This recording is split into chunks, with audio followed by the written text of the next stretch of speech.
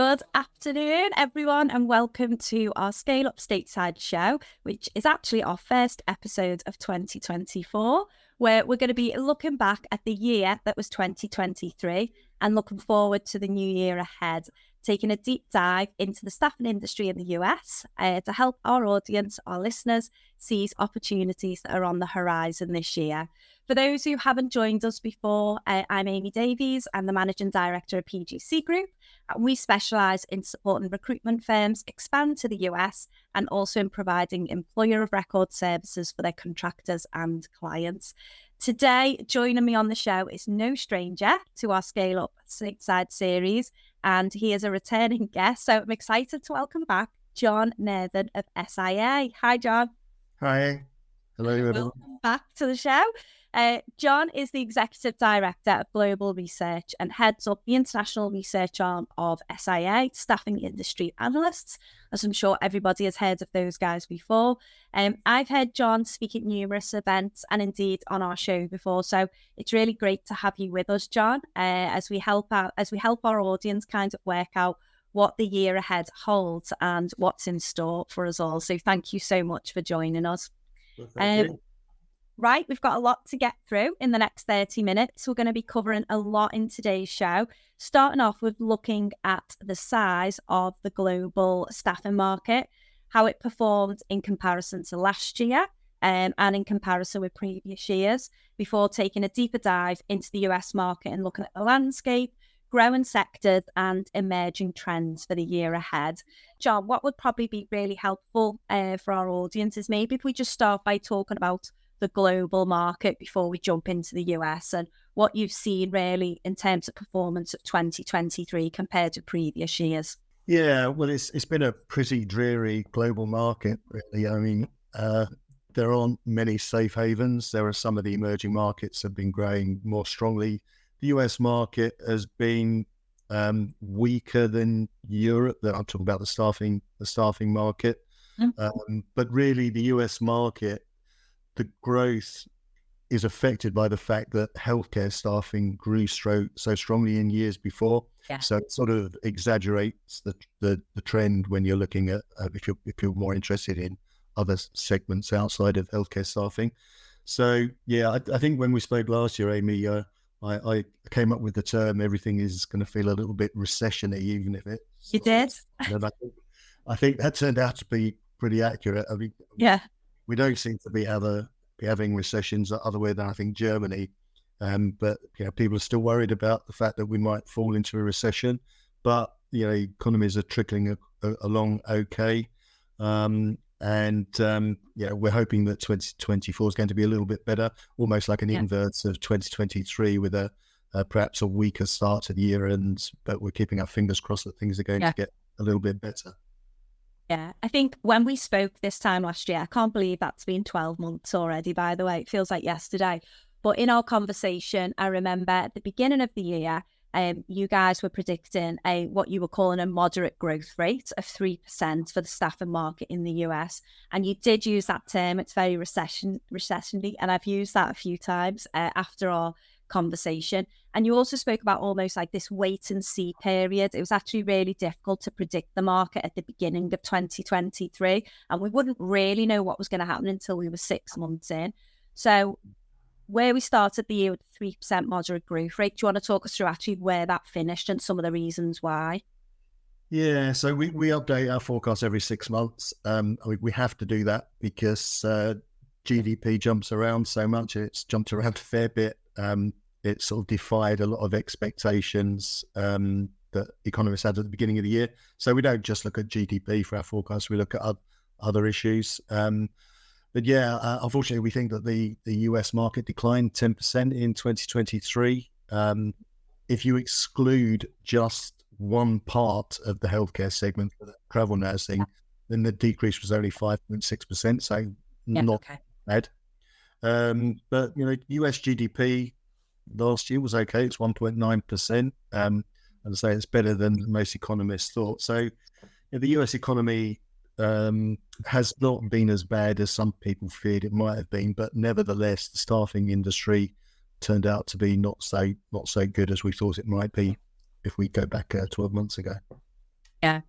And I think most of our audience will know by now that medical sector in terms of staffing is the largest industry. What are some of the industries that come after medical that, once you take that medical out and there's been a decline of more of a 5% decline, what are some of the next biggest sectors that might have struggled last year? Yeah, so well, most segments struggled. If we look at last year, then IT staffing declined 3%.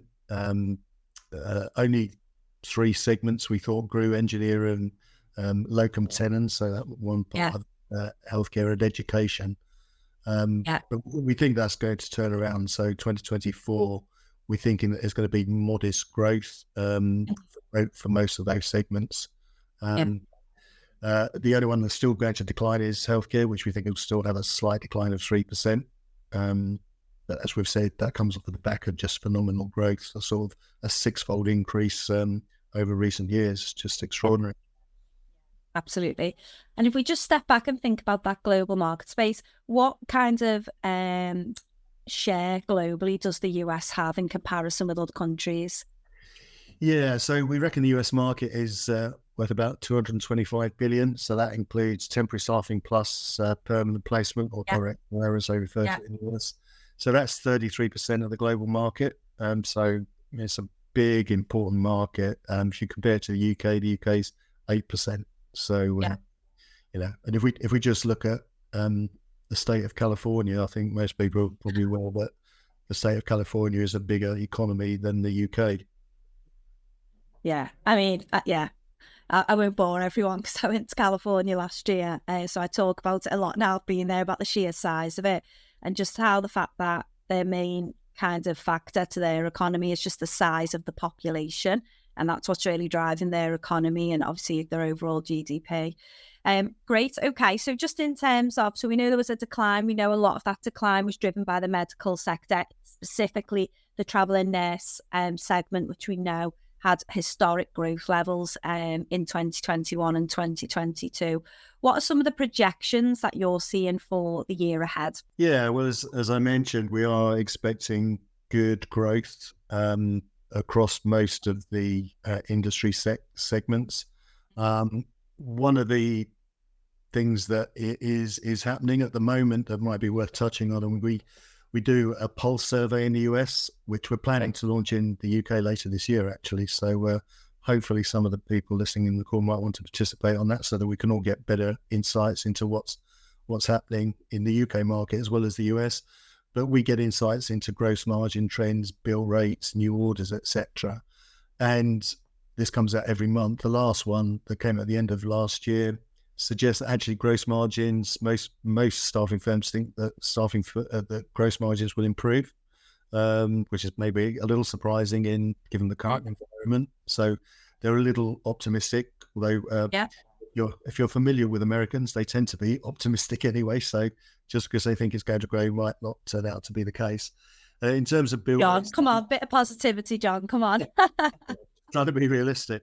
In terms of bill rates, that most people do think bill rates will continue to be under pressure. But we asked almost 90 different companies what they thought would be happening with bill rates, and 20% said they thought it would increase, and 23% thought it would decrease. So obviously people are still finding reasons for bill rates to go up in some segments. New orders, they think that more think new orders will be decreasing, but not by much. And they're certainly finding it easier to fill orders than they did before. So there's been a sort of transition. We always ask staffing firms, do you think it's how hard are you finding it to sell to your clients? How hard are you finding it to recruit temporary workers? And for much of the last decade, it's always been harder to find temporary workers. Obviously, what happened during the pandemic changed that. There was a sharp correction to that. What's happening at the moment is that has gone backwards. So the balance is that it's harder to sell to your clients at the moment. So suggesting that things are still quite difficult in the US market. Okay, great. Well, great and not so great. There's a bit of optimism in there, I think, somewhere. Yeah. Brill. Okay, just in terms of talking about temporary staffing, what is the size of that market, in comparison to the whole recruitment market in the US? Yeah, well, I said the whole market, we've got a 225 billion. I Yeah. think temporary staffing, we've got a 201.7 billion. So yeah, I mean, it's the biggest part of the market, obviously. Yeah, and just for our audience, for context as to why it's obviously such a high figure in comparison, is that it's accounting for the payroll that's running through there as well, isn't it? It's not just the fees. Yeah, I mean, one thing that might be worth bearing in mind, one thing I noticed when I was preparing for this conversation was we state in our forecast that the US market is larger than it was pre-recession. And we doing this on a revenue basis, but we also do a weekly report with Bullhorn. Bullhorn provide us with data which enables us to track jobs that their members are recording in the US, and that shows actually that jobs have not the job that staffing firms are receiving have not increased since before the pandemic, and in fact it's 16% lower than it was. So clearly what's happening is the reason you've got revenue growth is not because there's any fundamental structural growth. It must be a combination of better pricing and inflation. Well, yeah, obviously we work in that market and we've absolutely seen higher bill rates being charged and the pay rates of, the contractors themselves. And as you say, with contractors moving throughout COVID, that obviously, and there being such a war for talent at that time, the pay rates of the contractors were driven upwards. So yeah, I can see what you're saying to kind of the shift in the mix of the rates that are being charged and necessarily the numbers of contractors being engaged. Yeah. Yeah. Okay, great. So if we just move on then, just to talk about kind of what are within the temporary staffing industry across the US, what are you seeing as those growing sectors and some of the reasons why? Maybe it would be worth talking about regions, sort of geographical regions rather than segments. Yeah, sure. The staffing segments. And obviously, the US labor market varies considerably. It's a massive country. Each state is different, got different employment levels, different mixes of industries, migration between states, and also levels of immigration into some states. So, you can see where there's been quite marked job gains in places like Idaho, Utah, and Texas, for instance. They're the top three. In certain states with the biggest losses, that's Hawaii, Vermont, and Rhode Island, and also Washington DC was down quite strongly as well. So you've got a mixed picture, but it's generally quite positive over a 3-year period. 38 states have experienced increases in employment, 12 have declined. One of the favorite reports I think we have is a geographic opportunity atlas, which we update every year. And the latest version came out in December, so it's very much up to date. So we look at a lot of detail regionally. We look at total employment, temporary employment, number of branches that staffing firms have, payroll per branch, average temp wage, alongside some other metrics. And we come up with an opportunity score based on where we think the best regions are. Yeah. So I can tell you, for instance, the best state that we have as per the data in December is Maine. I did some research on Google this morning, and I can tell you that in Maine, the main industries are agriculture, fishing, and manufacturing, things like paper, lumber, electronics, food also, a lot of blueberries apparently, also textiles and biotech. The worst state we have, at least on the US mainland, is Mississippi. But as I say, we've got this really granular detail, so it can go down to county level. So level, it's Portsmouth City, Virginia, which is the home of the US Navy shipyard. And the best metro area is Battle Creek in Michigan, which is the corporate headquarters of Kellogg. So I don't know if it's got Oh, to okay. do with that he's been eating more cornflakes or not. But anyway, according to our analysis, those are actually the strongest markets. And I think for anybody going into the US, the important thing is do not make the mistake of thinking it's all one market. It certainly isn't. Mm. Very different from state to state. So you've got to pick the right region that suits your business and make sure you understand those local trends. Yeah, you're absolutely right. That's the exact advice that we give is, thinking of it in exactly that way, 50 countries, but also just thinking about the driving reasons of why you're going to choose where to be based, either when you're offers to be based or where you're going to target new clients from. And that Atlas tool, I hadn't appreciated that now goes down to a county level. I'd seen it before at a state level. So particularly people who are wanting to look at business development, developing new clients and looking at, where they're located, especially with you picking out some sectors there in Maine. I'm not sure we're going to have any blueberry pickers on today's call. They're probably more looking at kinds of the financial or professional services. But yeah, that's definitely a useful tool for our clients who are looking at that and looking at kinds of target and growth areas. Yeah. Great. In terms of, so we know employment figures is a big metric to look at in terms of growth, and certainly from a recession standpoint. Just in terms of a year-on-year view, how are employment figures looking across the US currently? Yeah, quite good. I mean, the latest employment figures came out actually last week. So non-farm employment rose. It was plus 216,000 in December. So that's the expectations. The bad news is that temporary help services employment declined by 33,300. So not so positive news. But employment expanded in most of the different industry groups. So big gains in health and social assistance, followed by government as well. Professional services was up generally, but you'd have to strip temporary help out of that, unfortunately. Yeah. Okay, great. In terms of just how that compares with pre-pandemic levels, is the employment rate still higher, or positive compared to pre-pandemic? Yeah, I believe it is. I don't have the data in front of me, but yeah, I mean, our expectation is that the market has recovered. Yeah, I mean, the US economy is very resilient, despite what their own politicians are doing to it. It seems to fare pretty well. Well, it's funny you mentioned about politicians. Obviously, we've got a big year ahead in terms of the political landscape, which is going to affect a number of areas. So obviously, we've got the election happening in 2024. And for those who might be listening that maybe weren't operating in this market, for the last two elections, so maybe when Biden was appointed and also Trump before that. I know we were just talking before we went live about you being in Washington, D.C. for one of your events, but maybe we should just touch on kind of, the political landscape and what that might do for the market this year.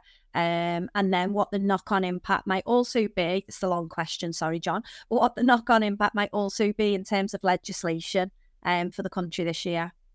Yeah, it's. I mean, actually, one interesting thought I'd share with you is it's actually quite shocking when you look at how many important elections there are globally. So if we're looking at what's going to affect the staffing industry, not just in the US, but here in the UK, but a lot of other places, there's important European elections, there's important elections everywhere. I don't think there's ever been a year when, there's been so many important elections. Of course, the results of those elections could change the sort of trends in the staffing industry quite significantly.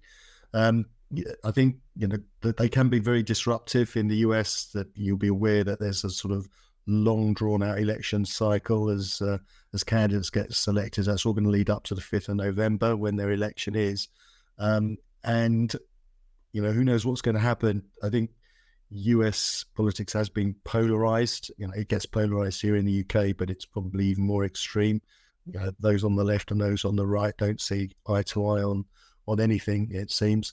But interestingly, our healthcare staffing conference is actually on the 6th and 8th of November, so the day after the election in Arlington, Texas. So timing. if you want to experience a US election and also learn about the healthcare staffing industry, come and join us in Arlington.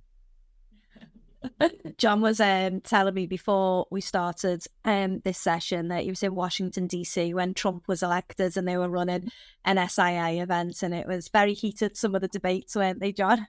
Yeah, yeah, it was a surprise result, so people weren't expecting it. So Yeah. it was a little shock. Anything on kind of legislation that you think, this year coming down the line that may impact staffing at all? Yeah, so legislation, I think, is an important issue when you're looking at the US market, because often people have a perception that legislation is quite liberal in the US. You're not going to face a lot of legislation, but what you need to bear in mind is it changes from state to state. So you need to recognize that wherever you're thinking about opening an office, you've got to understand what the local regulations might be. And also, it's quite surprising how often regulation changes in the US. We do regular quarterly legal bulletins, and there are certainly as many changes in the US as we get in the whole of Europe. So it is quite a dynamic legislative environment. I think one of the big trends that we've seen in the US market has been pay transparency, which of course impacts staffing firms. You have to publish a range for your salaries and disclose what that they will be, which causes employers some difficulty. So that can be quite a challenge. I was just looking at what our latest legal bulletin for North America said, which was published in December. Equal pay, there's an equal pay legislation passed in Illinois. So equal pay that we see in Europe and a lot of the world is a little alien in most of the US market, but there are states where that does apply. In Louisiana, they've decided to start doing licensing for nurse staffing agencies. So again, people think there's no licensing in the US. Well, there is in some instances, in some segments, in some states. There's rises in minimum wages from the beginning of this year. There's California prohibition against non-compete clauses. That's a big one. Yeah. Generally across the states, non-competes and restrictive covenants is quite tricky. Yes, I can imagine. Yeah. So I think the message is there's just a lot happening. Yeah, and a lot shifted and moved. And obviously with the election, we would expect that next year there may be some, more changes, depending on what happens with that in November. Great. Any other kind of economic trends happening that you think is going to kind of drive performance this year in the US? I think one thing that's interesting is we do a survey of staffing firms, and so we get lots of insights in what they're looking to do. And one of the things that surprises me is because they're all investing in technology, regardless of what's happening with the economy, they do plan to continue investing in tech and automating their staffing processes. But at the same time, they're bullish on opening offices. So I think that is a little surprising, because I think there's a general perception that everything's going to be automated. Staffing firms need less branches. But it seems that's not the case. There's two things at the same time. They're growing their networks and they're investing in technology. Another trend might be worth thinking about, especially if you're interested in the healthcare staffing market, which a lot of people are, given how successful it's been. The platform delivery model. So the idea that traditional staffing model where you have people involved in the process is being challenged by a new model where everything is done online, where the client and the candidate can contact each other. That staffing platform model in the US is one of the reasons that the US healthcare staffing market grew so strongly. We reckon that about 27% of the US market in 2022 was delivered by way of a platform model. So that's probably over a third of the US market, healthcare market, is delivered in that way. So if you are going into the US market, do bear in mind that you may well be competing against some sort of lower cost models. And that's typically, what I've seen, correct me if I'm wrong, John, but that's typically when it comes to pure temporary workers that are working on a shift basis. So you may have somebody working across 5 hospitals, and therefore they have to accept shifts on the platform, and they can see how much they've been paid on the platform, and everything is kind of processed in that automated way, just because of kind of how flexibly they're working across different work sites and different shift patterns. Is that right? Yeah, absolutely. Yeah, Yeah. this is particularly prevalent in the travel nurse segment, which is a distinctly unique US service where the staffing firm doesn't just provide temporary employment for the nurses; they also pay for their utility bills. They help find them accommodation, etc. So slightly different to what we see in Europe. Think if we have got anyone listening that is interested in the medical sector, particularly for this year, they absolutely should look at the SIA Medical, or the healthcare, should say, conference that's happening later this year.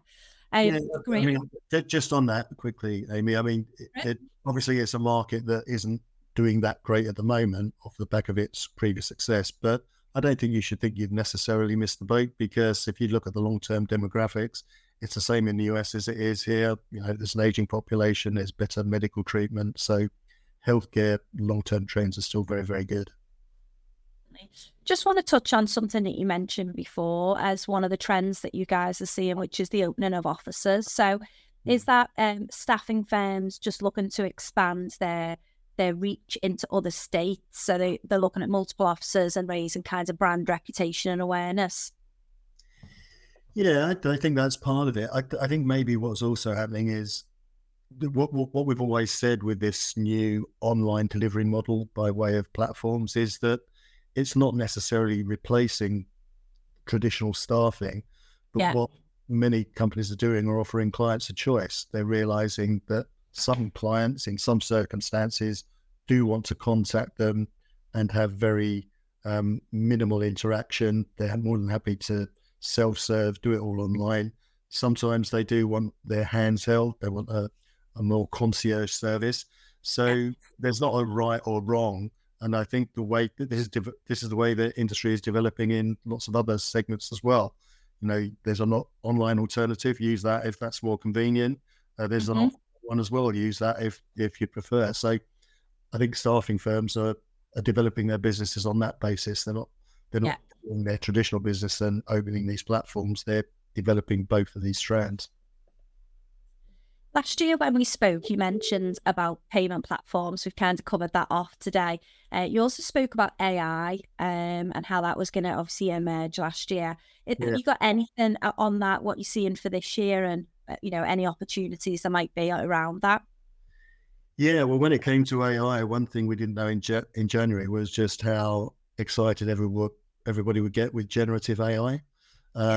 So, I think that certainly reinvigorated a lot more interest in the potential of AI. I mean, in truth, nothing has really changed other than the fact that with generative AI, it's easier to sort of see and touch and feel it. AI was always doing a lot of work. Machine learning was quietly in the background, doing a lot of positive things in terms of making staffing firms more efficient. But generative AI, if you're a CEO and not so tech savvy, you can more easily understand what the implications might be.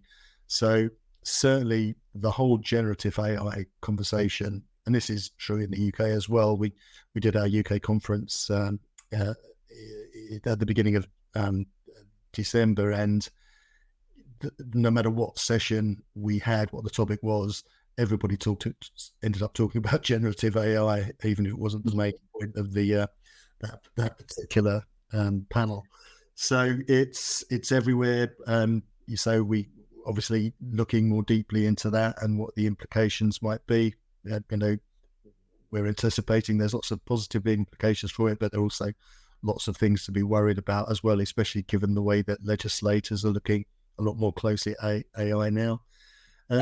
Pay. I mean, one of the things we talked about in terms of pay was this sort of same day trend, or earned wage access, as they call it in the US.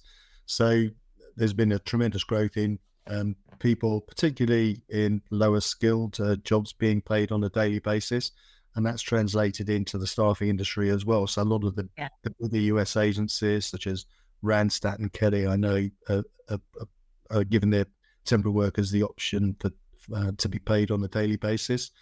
So I think that's an important trend that people need to be aware of. And we're planning to do a more detailed report on that ourselves this year. So I don't know much more about it than I did 12 months ago. But if you ask me again in 12 months' time, I think we'll have a lot more to say about it. I don't know where the time's gone. It's gone so fast, and we've covered quite a lot in that space of time. Just before we do wrap up though, and I'm just aware, sorry, there are a couple of questions. There was quite one specific about the finance sector in New York. We do have a download on our PGC website, Stephen, that you should be able to access that will give you kind of those sector specific information. John, just before we do wrap up though, outside of the healthcare event, is there anything else that, our audience who are listening or watching, any other events that you think might be worth them attending this year? Yeah, absolutely. So I would want to plug, we've got our Executive Forum North America, which is at the Aria Resort Hotel in Las Vegas on the 25th. See you there, John. Yeah.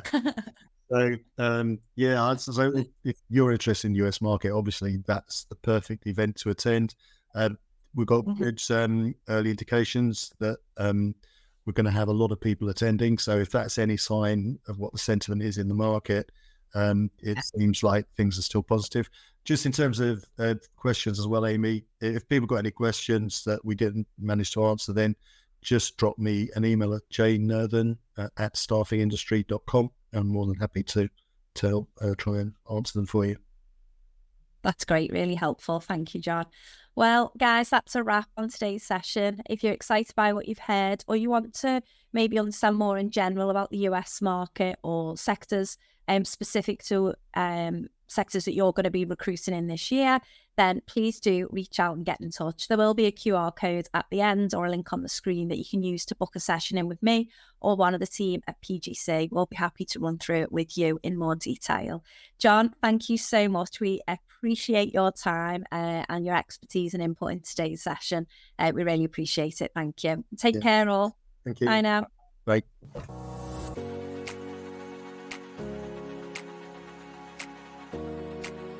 Want help mapping out your US expansion? Visit us at www.pgcgroup.com to learn more or schedule a free US expansion opportunity session with one of our consultants.